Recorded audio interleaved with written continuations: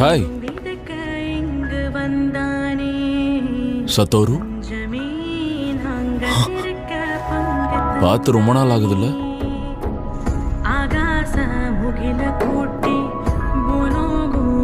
நீ போலி தானே இல்ல டிரான்ஸ்ஃபர்மேஷன் டெக்னிக்கா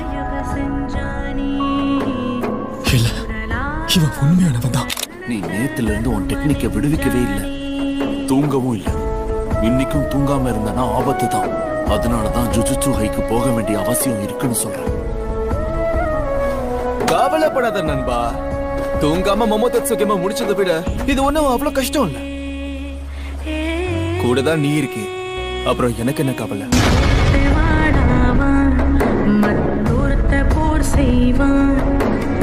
ஒருத்தன் கர்ஜன ஒருத்தன் கல்லண